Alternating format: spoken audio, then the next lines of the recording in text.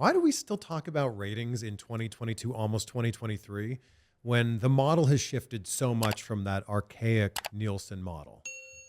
Has it? Absolutely. It's like one Nielsen box represents 10,000 people. It's always been that way. I know. It's so stupid. But it's the only thing that we have. I get it. But just because I didn't watch that episode of Dynamite doesn't mean I didn't watch his return on YouTube, or my buddy shared me a video of it on Twitter or something Maybe. like that. There's no way to track. Well, there is, I guess, a way to track that. But Nielsen still drives the advertising business. I get that. Until Park Avenue, until the advertising in Madison Avenue, until the key players in the advertising industry adapt a different way to track viewership and engagement, it's all you have.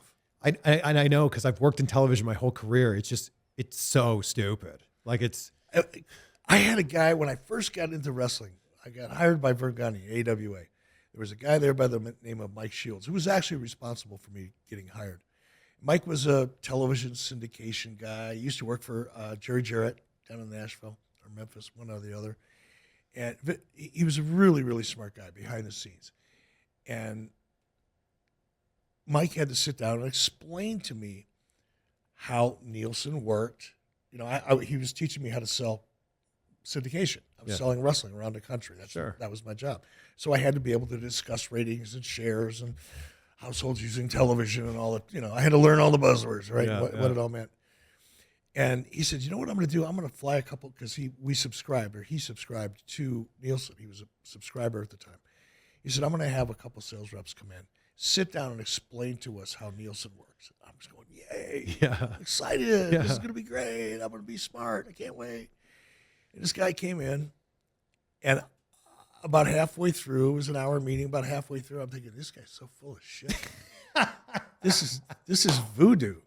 This can't possibly work. Does anybody believe in this stuff? I have never known anybody to own a Nielsen rating box, and I've never even known anybody to know anybody that owns one. I think it's voodoo. I think it's. There's just a better way. Like, you know, back in the 80s and 90s, when we would turn on our TV to watch Friends or Seinfeld or Frasier or any of those big shows at that time, or, you know, the Oscar ratings back then were massive. Obviously, you know, Raw and Nitro. It's not that same way anymore. I turn on my TV on Sunday to watch football, and that's kind of it. But shows like Yellowstone, 14 million viewers, outperforming the NFL on Monday Night Football. I mean, they'll still come to watch if you provide them something compelling. Like Friends was getting like 40 million back in the day. True. It's a different time, and people are still, I don't know. It feels like a comparison of like email to fax machines to me.